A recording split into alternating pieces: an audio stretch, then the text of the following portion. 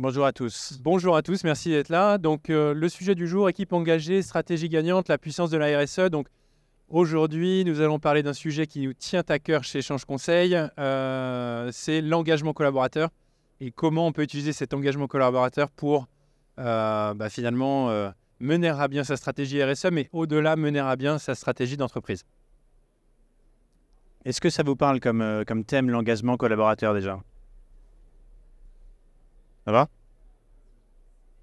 Pas un sujet facile, effectivement.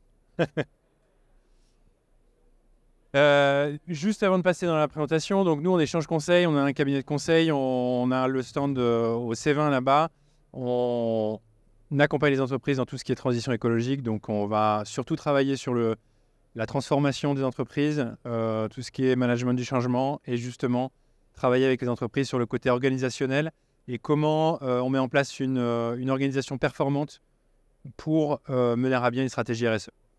Donc notre audience, c'est à la fois les comités de direction pour écrire la feuille de route et le plan d'action en rapport avec la stratégie RSE et on se focalise aussi beaucoup sur les équipes pour pas qu'il y ait un fossé qui se creuse entre stratégie et équipe. Et donc dans ces cas-là, on mobilise les collaborateurs, quel que soit leur niveau, autour de ces enjeux-là à travers différents outils qu'on vous présentera aujourd'hui.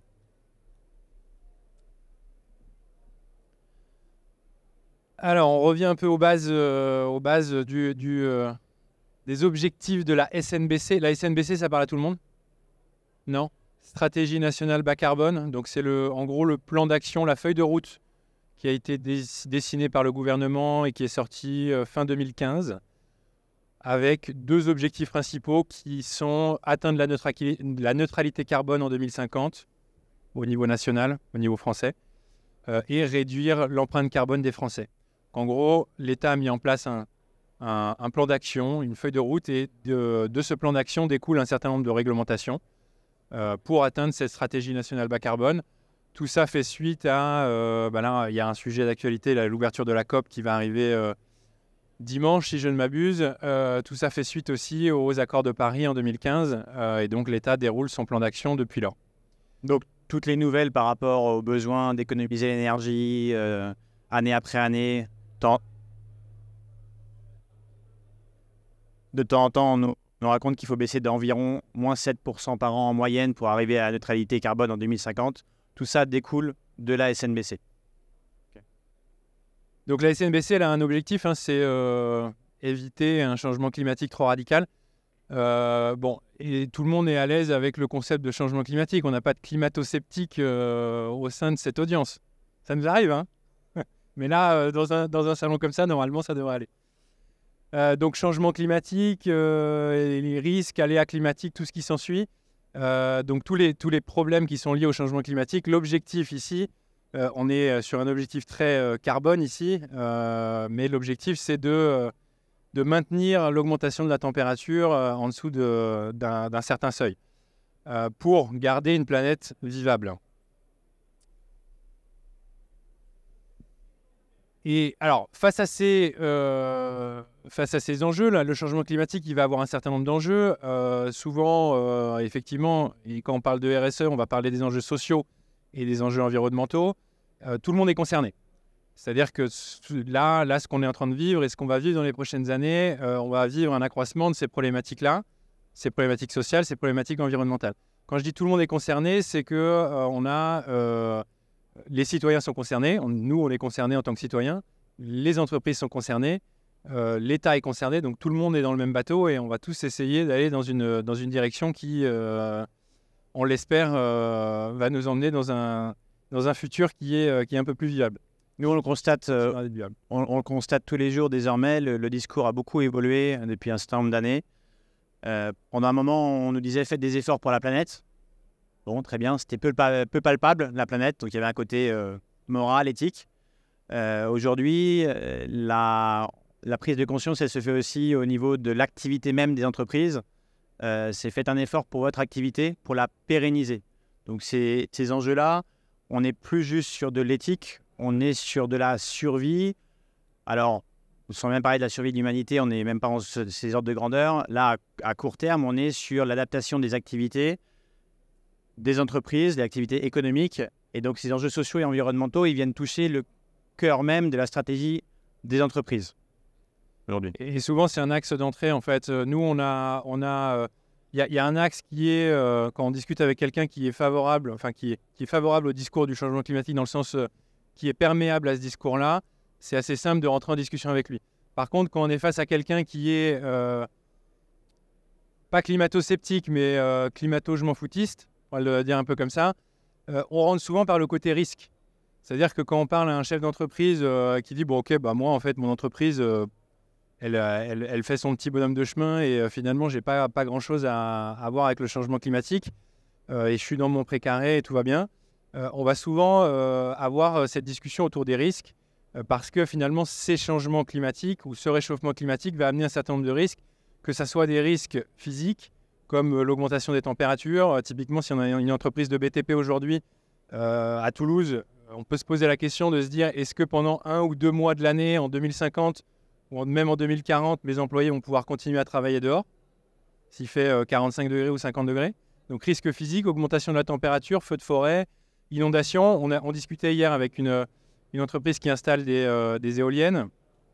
Typiquement, dans le nord de la France, en ce moment, ils ont des chantiers qui sont arrêtés puisque trop d'inondations. Donc si on a un accroissement des aléas climatiques de ce type-là, liés au changement climatique, on va avoir aussi un accroissement des risques liés qui portent sur l'entreprise. Donc risque physique. Et on a aussi un certain nombre de risques de transition. Là, on pourrait se dire, moi, je vends un service, donc c'est bon, je suis dans la safe zone, je n'ai pas besoin de m'adapter. La problématique, c'est qu'on fait face aussi à des risques de transition, changement de comportement des consommateurs. Réglementation, effectivement. Et vous avez peut-être entendu parler de la CSRD, par exemple, pour les plus grosses entreprises. Donc, il y a un certain nombre de risques de transition aussi qui portent sur les entreprises aujourd'hui et pour lesquels il est intéressant de se pencher.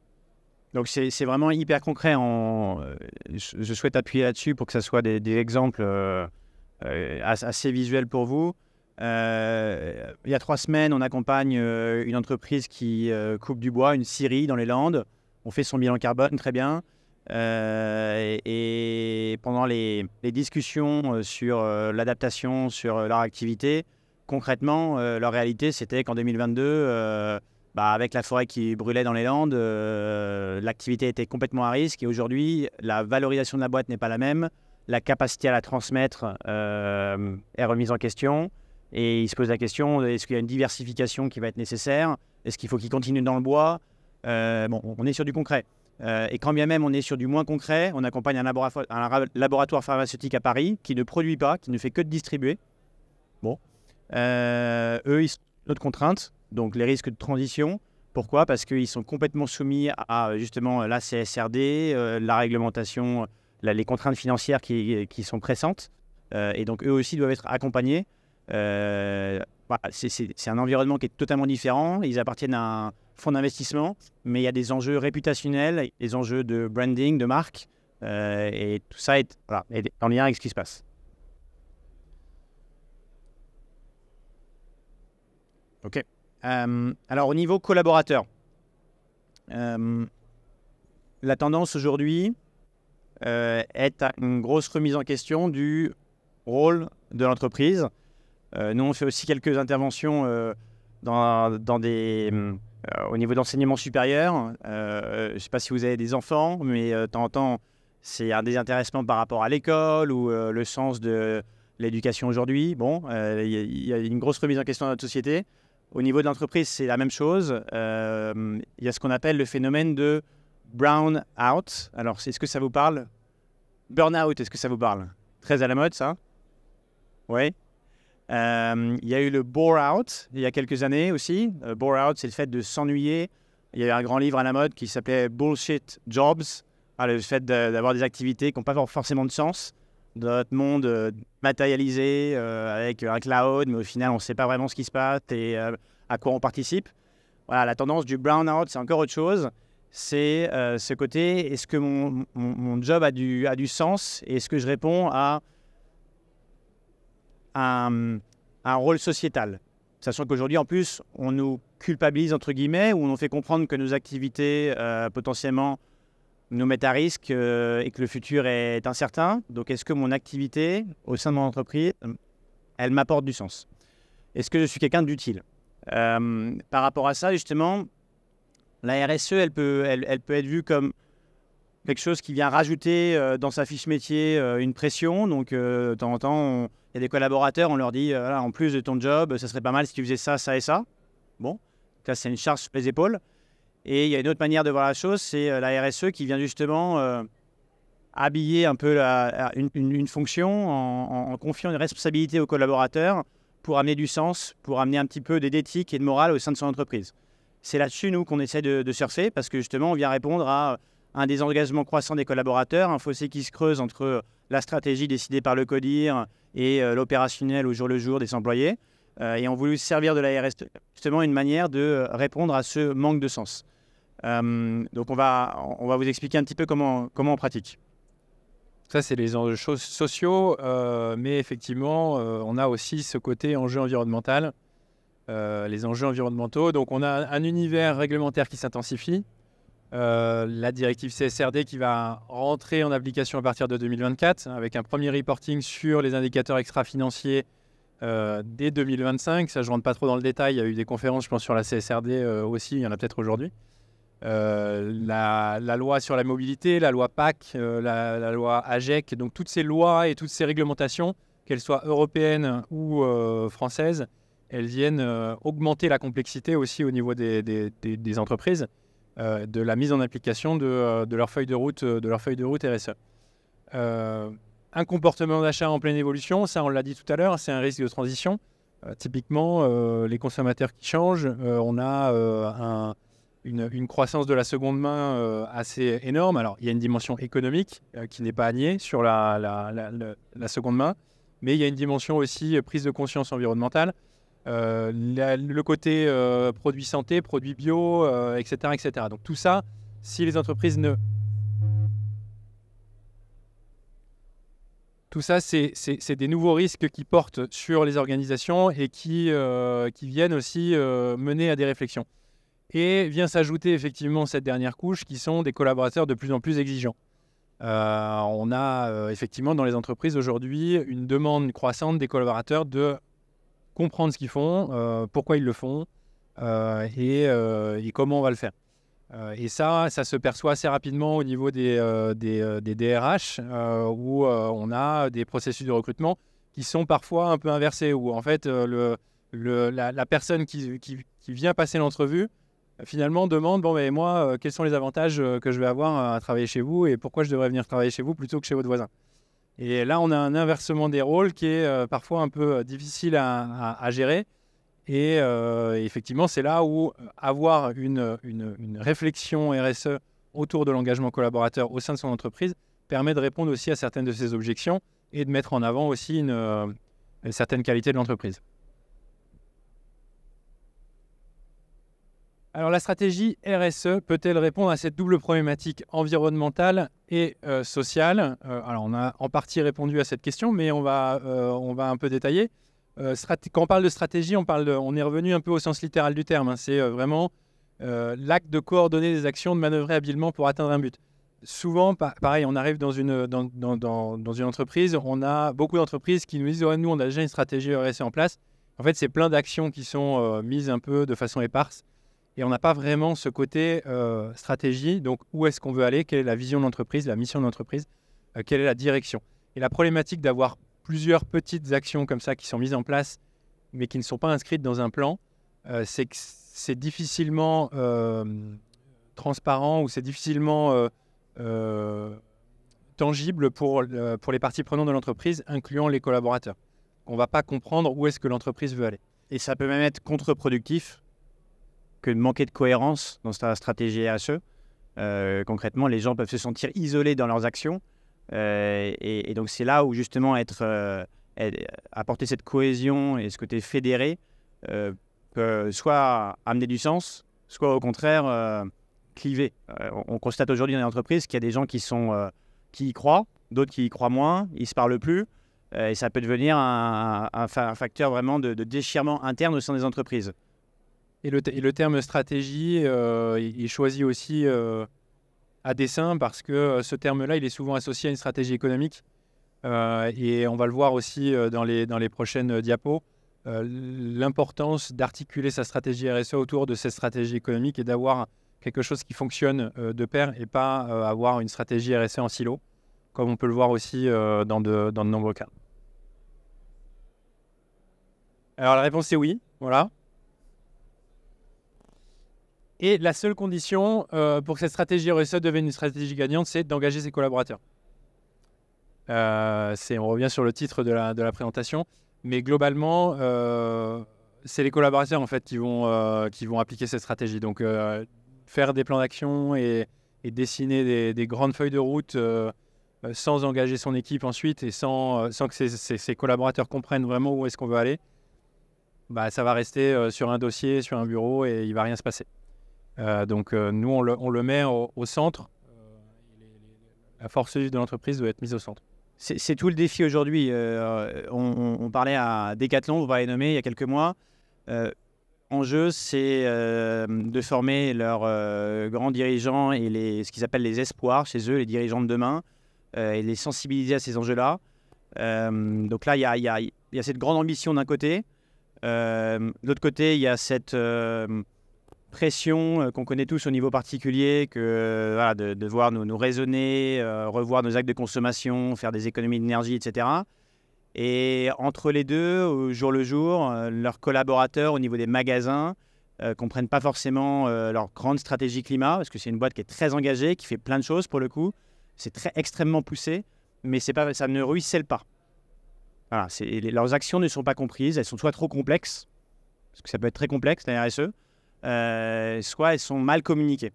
Et donc, il y a un désengagement, il y a un désintérêt, il y a une incompréhension. Donc, il faut faire les deux, évidemment. Il y a un côté top-down, ça part de là-haut et il faut que ça ruisselle. Et puis, ce qu'on essaie aussi de faire chez Change Conseil, c'est justement de réengager les équipes. Alors, c'est compliqué parce que de temps en temps, quand elles ne comprennent pas, il faut commencer par le b.a.-ba, quoi, les causes et les conséquences du changement climatique, avec des outils à la fresque du climat, ça peut être la base. Mais derrière, des outils aussi plus ludiques pour que les deux mondes se réunissent et permettent justement d'élaborer des stratégies d'innovation, etc. Alors, les points clés. Les points clés pour un engagement réussi. On va passer au travers de ces quatre grands points clés. Je vais me déplacer par là pour éviter de l'arsène. La première brique, c'est être authentique. Et ça, c'est un peu la définition de l'intégrité, c'est faire ce qu'on dit et dire ce qu'on fait. Ça, c'est hyper important, on va le voir. Définir un cap, je le disais tout à l'heure, essayer de donner une direction, où est-ce qu'on va, hyper important aussi pour pouvoir avoir un maximum d'engagement autour de soi. Utiliser les bons outils, pareil, il y a pléthore d'outils, il faut les utiliser au bon moment. Et ça, c'est hyper important aussi de réfléchir un peu à la cohérence des outils qu'on utilise pour vraiment créer un parcours et aller dans le bon sens. Et je le disais aussi tout à l'heure, faire le lien entre RSE et stratégie économique de l'entreprise pour s'assurer une pérennité en fait de cette stratégie RSE. Apparemment, je ne peux pas cliquer. Alors, l'authenticité. On vous a mis un petit exemple ici. Vous connaissez la marque Loom ? Ça vous parle ? Il y a quelques oui. Donc, Loom, ils font des vêtements. C'est une marque qui est vendue exclusivement en ligne. C'est une marque qui est assez sympa en termes de mode. Et en gros, ils sont hyper transparents. Ils sont hyper transparents sur leur site, vous pourrez aller voir. Sur l'impact environnemental de leur production. Donc ça, c'est une tendance nouvelle qui n'existait pas avant. Ça demande un courage de dingue parce que ce sont les premiers à reconnaître toutes leurs imperfections. Donc en termes de stratégie de marque, on est sur quelque chose qui est... nous, on est d'anciens marketeurs marketing commercial pendant 15 ans. Donc on connaît un peu le domaine. C'est des tendances, ça a 2 ans. Et en gros, dans un monde qui est rempli de greenwashing, où on commence à nous tomber dessus dès lors qu'on n'est pas parfait, et même au niveau particulier, ça arrive, Cette voiture est hybride, très bien, mais tu es incohérent parce que tu n'es pas encore végétarien. Bon, le moindre truc prête à débat, quoi, donc il faut être parfait en permanence. Aujourd'hui, ces marques font le choix d'admettre leurs imperfections, leurs axes de travail, mais évidemment sans se cacher qu'elles font aussi certains efforts et ça fait partie de leur stratégie de communication et marketing. C'est hyper intéressant parce que derrière, faut être à peu près droit dans ses bottes et d'un point de vue capacité à convaincre sa clientèle, ça peut être extrêmement fort aussi. Donc, il y a vraiment quelque chose à réfléchir. Donc, on vous laisse cet exemple-là. Ouais, ils vont sur des sujets assez techniques en plus parce que souvent, dans ce domaine de la RSE, de l'environnement, les marques vont aller au plus simple ou en tout cas au plus visible. Et donc, on va s'intéresser beaucoup à la partie émergée de l'iceberg. Donc, on va supprimer les sacs plastiques et on va se dire que tout va bien. Alors que finalement, le problème, bon, là en l'occurrence dans le vestimentaire, dans le textile, le problème c'est juste la quantité de vêtements qu'on produit. C'est pas nécessairement le sac plastique dans lequel il va être livré. Par rapport si on fait des ordres de grandeur en termes d'empreinte environnementale.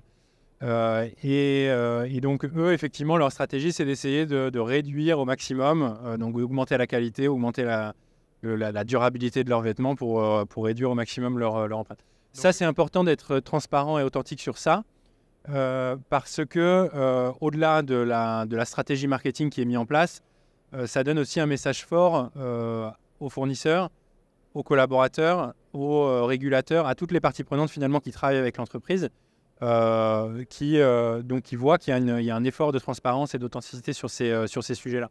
C'est hyper engageant parce que cette marque, typiquement, elle fait ses vêtements au Portugal. Elle avait le choix de le faire en Birmanie, en Bangladesh ou en France. Elle a choisi le Portugal. Parce que c'est un bon mix qualité-coût. Elle annonce la couleur, elle dit qu'à 5 ans, elle aimerait bien être en France.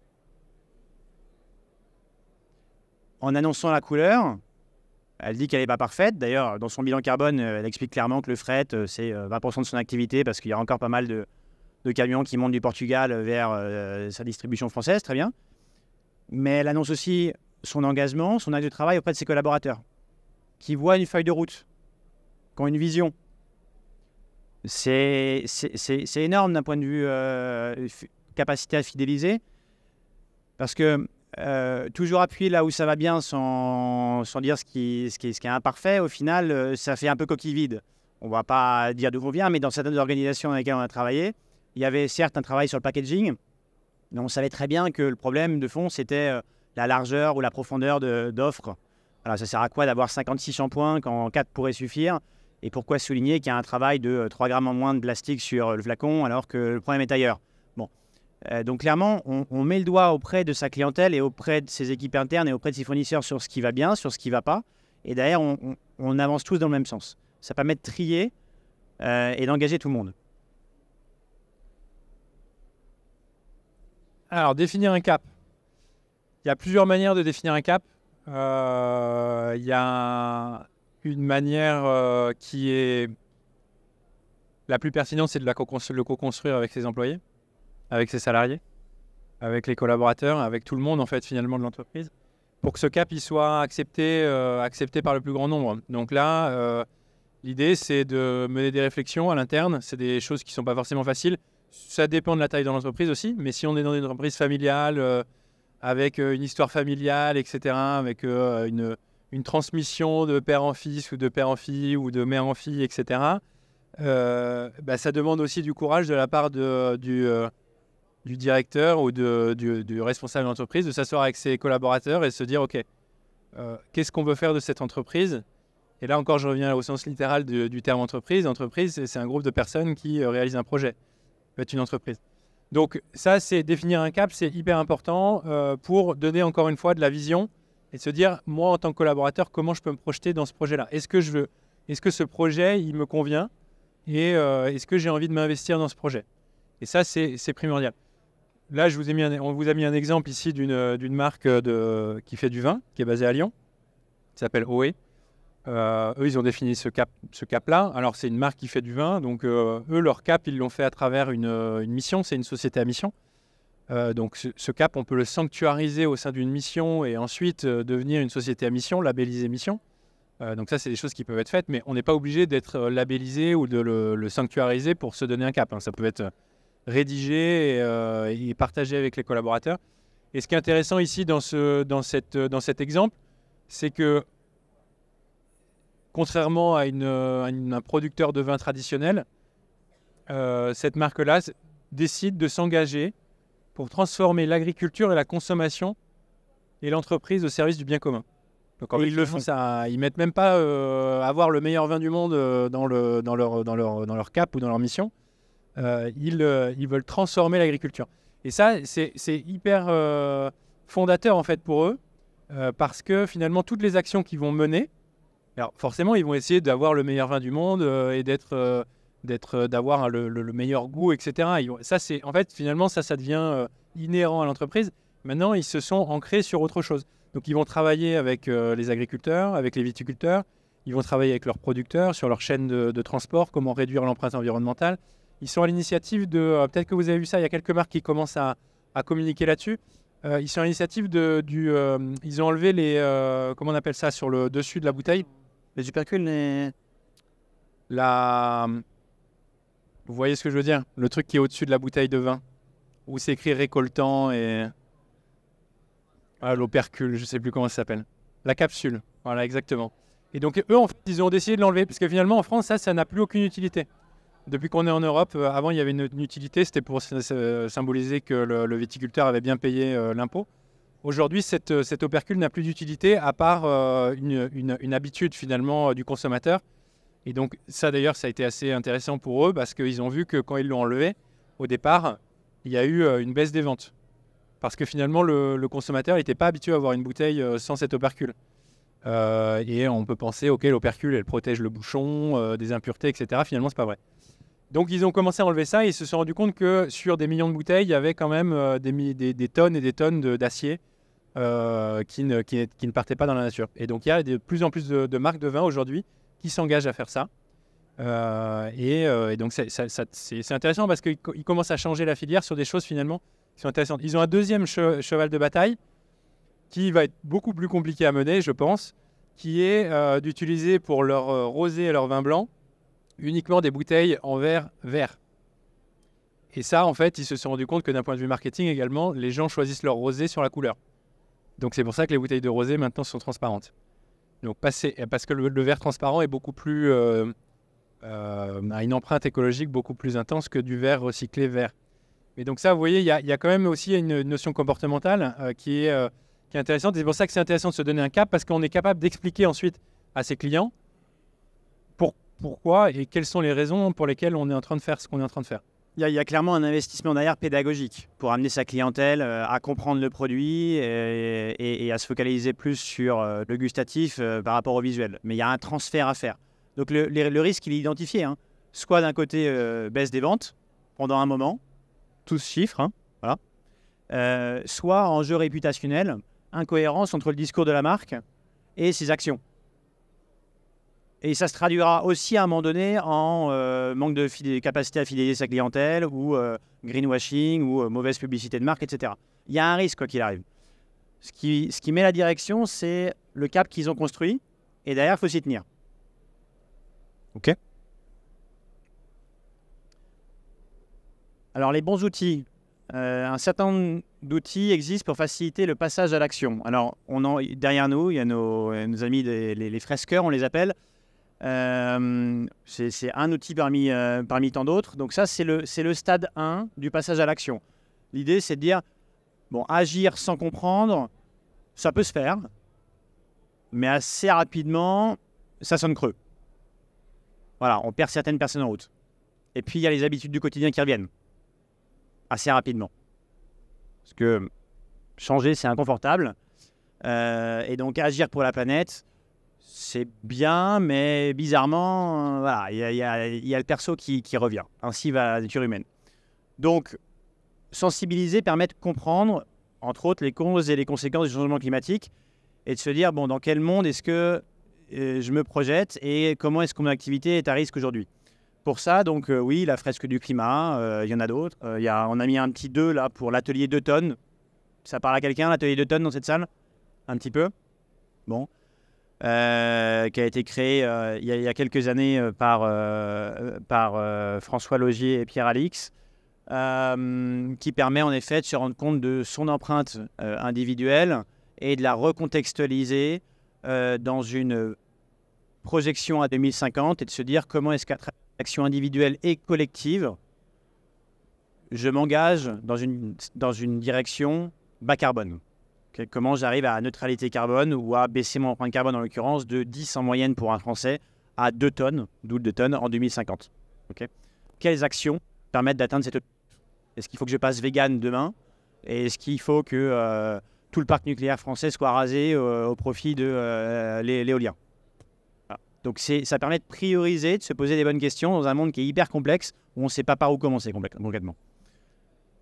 La sensibilisation, c'est un côté très fédérateur. Hein. Souvent, ces ateliers, ils ont été en plus créés récemment sur des formats assez engageants. Donc, c'est assez sympa à mener en entreprise. Ça permet d'ouvrir des sujets en plus qui sont pas forcément abordés dans cette profondeur-là avec ses collègues ou avec ses managers. Donc ça, c'est plutôt intéressant.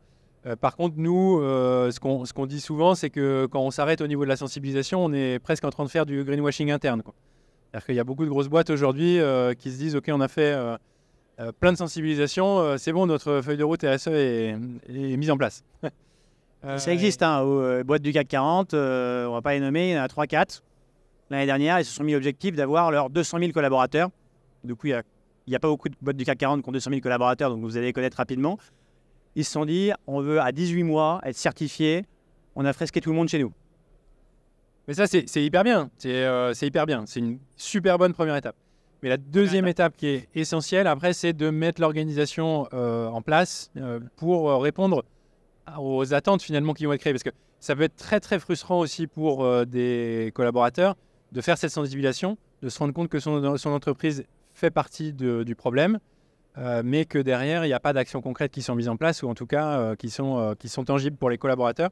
Donc là, on vous a mis quelques outils qui sont intéressants aussi et on peut vous laisser creuser, mais l'idée ici c'est d'animer en fait finalement ces actions, les actions RSE qu'on va mettre en place. Donc d'abord il y a la question de mettre un plan d'action en place et ensuite comment on l'anime au sein de ses collaborateurs. Vendredi et Ma Petite Planète. Ma Petite Planète, c'est des concours entre collaborateurs pour essayer de diminuer des défis à faire au quotidien pour diminuer son empreinte écologique au sein de son entreprise. Et vendredi, c'est plus une plateforme qui permet de mettre en place des actions aussi au niveau des différentes équipes et de gérer finalement son plan d'action.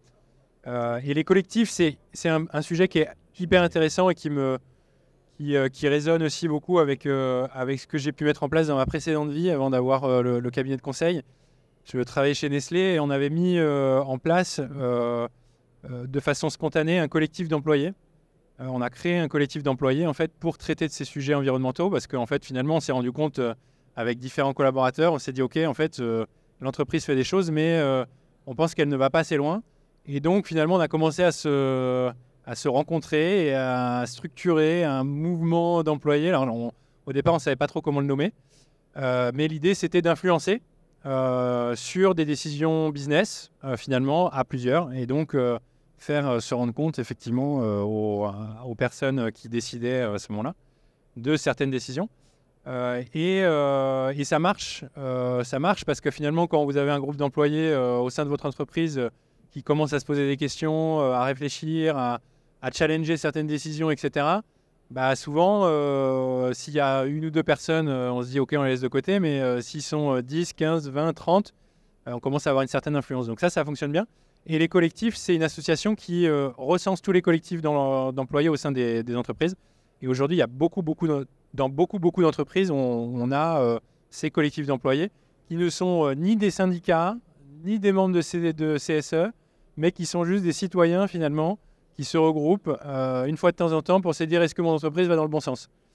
Il y a différents niveaux d'influence dans l'entreprise. Ça peut être des juniors comme des seniors, différents départements. Et c'est ça qui leur donne leur crédibilité. Donc vous en avez chez McKinsey, vous en avez chez EDF et vous en avez dans la PME du coin. Et à tous les niveaux, ils créent ce collectif qui permet de temps en temps de challenger le management ou d'apporter des solutions. Pareil, ça vient infuser, donc c'est hyper intéressant. Au sein de votre entreprise, clairement, vous pouvez voir le mouvement et intégrer la chose. C'est quelque chose qui existe et qui peut être très inspirant pour les équipes. Et donc ça, c'est les collectifs. Bon, il y a des collectifs qui se forment spontanément, mais les directions RSE, les DRH, les entreprises peuvent faciliter la mise en place de ces collectifs en travaillant des communautés finalement de... Alors on a un exemple dans une boîte avec laquelle on travaille, ils ont appelé ça des pollinisateurs. Et finalement, en fait, ils font monter en compétence un certain nombre de collaborateurs au sein de l'organisation pour pouvoir mener des actions de sensibilisation ou mener des actions liées au plan d'action. Et là, c'est important de sanctuariser aussi ces mandats-là dans... si on part sur les dessins, ça n'a rien à voir. Dans les fiches de poste. Parce que souvent, on l'a dit en introduction, la RSE, ça peut être la responsable marketing ou le responsable logistique ou le directeur financier. Tu peux t'occuper de ça en plus. Mais c'est hyper important de sanctuariser ça dans les organisations, dans les définitions de poste. On en discutait encore hier concrètement. Il y avait une entreprise de 84 personnes, je crois qu'ils étaient. Grosse croissance, patron convaincu, des recrutements tous les mois. Et donc en fait, ils subissent leur croissance, ils sont dans le photovoltaïque.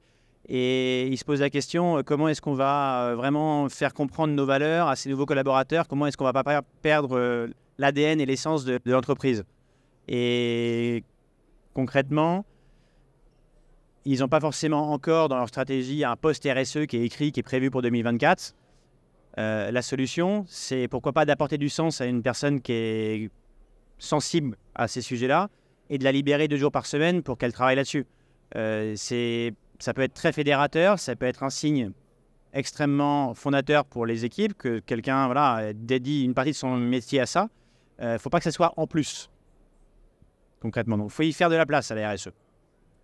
Et le dernier stade qui n'est pas du tout obligatoire, mais qui permet de partager encore plus au sein de ces parties prenantes, ça va être la formalisation de la certification externe. On vous a mis quelques exemples ici, mais il y en a bien d'autres.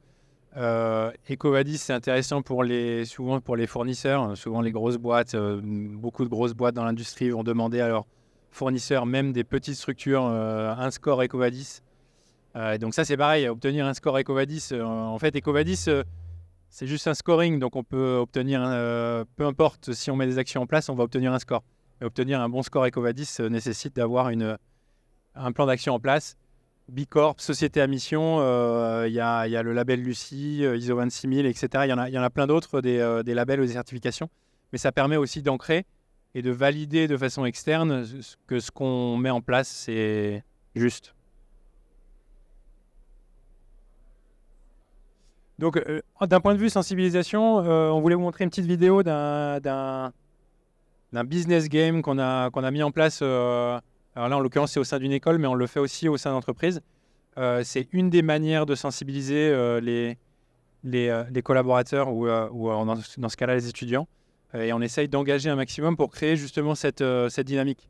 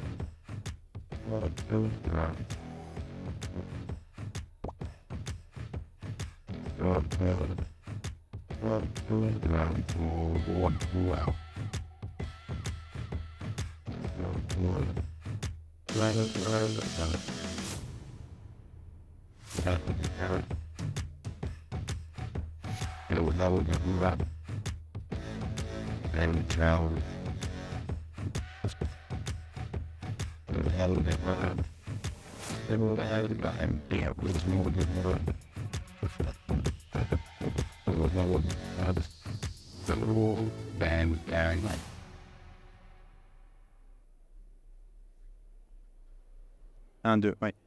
Bon, donc là, l'audience n'est pas l'entreprise. Hein. Clairement, nous, on a dans la manière dont on a réfléchi notre cabinet, on voulait s'adresser à la fois à l'enseignement supérieur, aux collectivités et aux entreprises.